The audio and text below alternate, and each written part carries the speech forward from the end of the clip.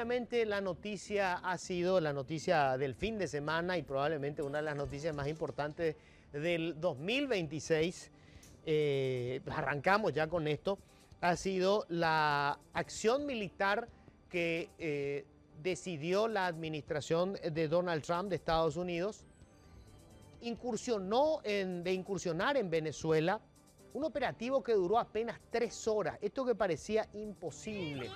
Llegaron hasta el lugar donde se encontraba el presidente venezolano Nicolás Maduro, con aviones, con helicópteros. Capturaron a Nicolás Maduro, lo subieron a un helicóptero, lo llevaron, o sea, fue un rapto, digamos, o un secuestro si quieren. Lo secuestraron, se lo llevaron hasta uno de los portaaviones y de allí ya con rumbo a Estados Unidos. Ayer llegaba a Nueva York, el lugar en donde ya está él, recordemos, acusado por la Fiscalía de Estados Unidos desde el 2020, que él está acusado de delitos de narcoterrorismo. Y tiene había una recompensa de $50 millones por la captura de Nicolás Maduro. Fueron capturados él y su esposa. Ambos están acusados de narcoterrorismo. Ahora, obviamente esto ha generado una controversia a nivel mundial. Creo que no existe un solo venezolano que está hoy en condición de asilado o de migrante forzado que no haya celebrado ayer la captura de Nicolás Maduro. Es más, y esto ya es opinión, si yo fuera venezolano estaría celebrando, por supuesto, la caída de Nicolás Maduro. Estamos hablando de casi 9 millones de personas. 9 millones de personas que tuvieron que salir de Venezuela por la crisis política, económica y social Una diáspora de ese país.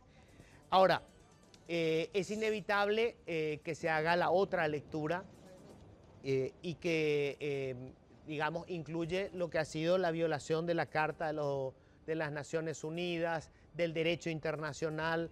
O sea, esta fue una decisión unilateral de la administración de Donald Trump, unipersonal incluso, porque no tuvo participación el Parlamento, el Congreso de los Estados Unidos. No se tomó esto como una acción de guerra, sino como la supuesta aplicación de una orden de captura judicial. así mismos. Y se pasó por alto el hecho de que el que tenía la orden de captura aparece como mandatario de un país extranjero. Las fuerzas militares de Estados Unidos ingresaron al territorio de un país soberano, aunque se trate obviamente de una dictadura claramente, y tomaron por la fuerza al presidente de ese país y se lo llevaron.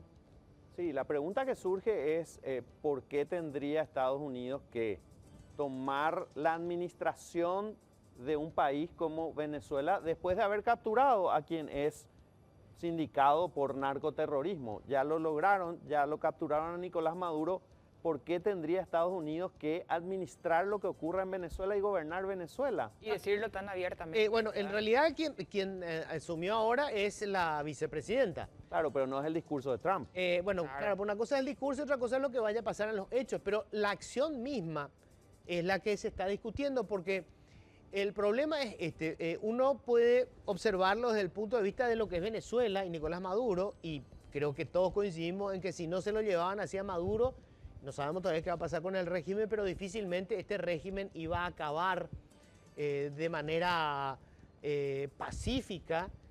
Fíjense que en Cuba sigue el régimen, se habló tantas veces que hay que evitar una intervención, que eso en algún momento de manera natural va a caer, y cuando el régimen tiene el control de la fuerza de represión puede mantenerse per secula seculorum. O sea, esa es la verdad.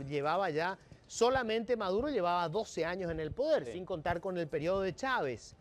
Entonces, desde ese punto de vista, están los que defienden la acción, porque esa era la única manera de acabar con la dictadura de Nicolás Maduro, que todavía no sabemos si acabó. Claro, porque ojo que no está Maduro, claro, pero el régimen sigue instalado. Claro, es Maduro el que hoy cayó, sí, pero él es una parte nomás de ese régimen. Claro. Ahora, la cuestión es esta es la otra posición.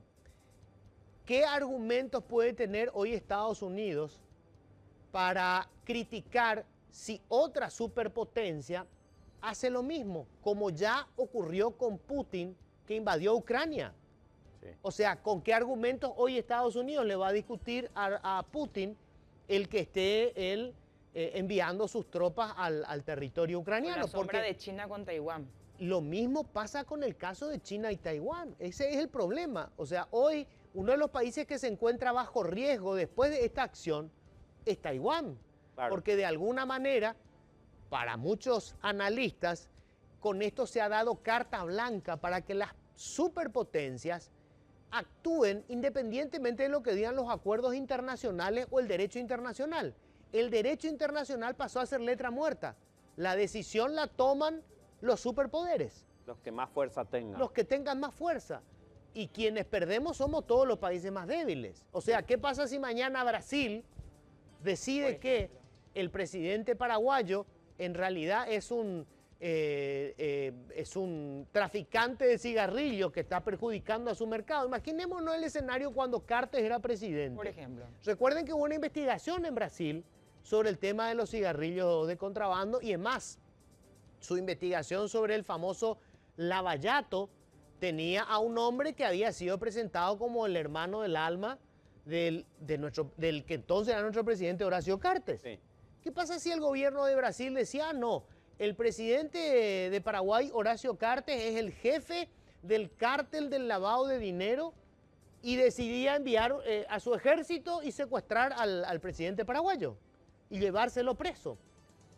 Obviamente las diferencias son muy grandes porque esto, por más que tenemos discusiones sobre nuestra democracia, esto no es una dictadura, la administración de Cartes no fue una dictadura, una plena democracia, fue un hombre electo libremente.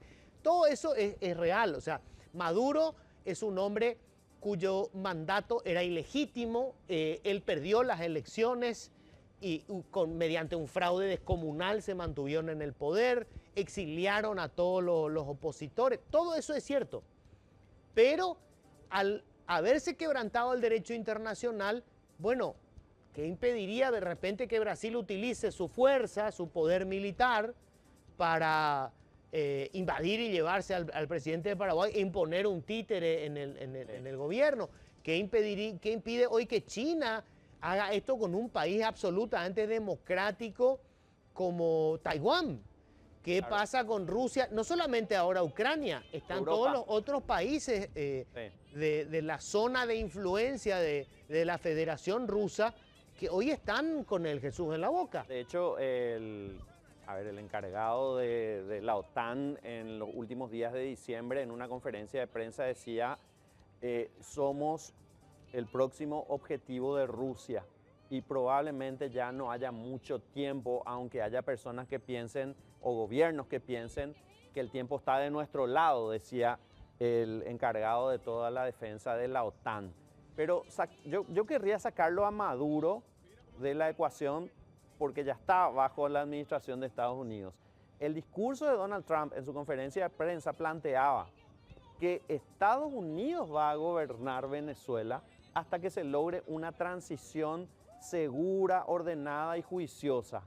Y no solamente decía eso, decía, las empresas petroleras de Estados Unidos van a explotar el petróleo de Venezuela y lo van a hacer de manera mucho más eficiente y el petróleo va a ser para los venezolanos y vamos a resarcir el daño económico que le han hecho a Estados Unidos cuando expropiaron las empresas petrolíferas estadounidenses en Venezuela. O sea, Trump plantea que se va a hacer cargo de Venezuela. No dice se queda Delcy Rodríguez, vicepresidenta, ni siquiera dice María Corina Machado, porque dijo María Corina Machado no goza del respeto del pueblo venezolano.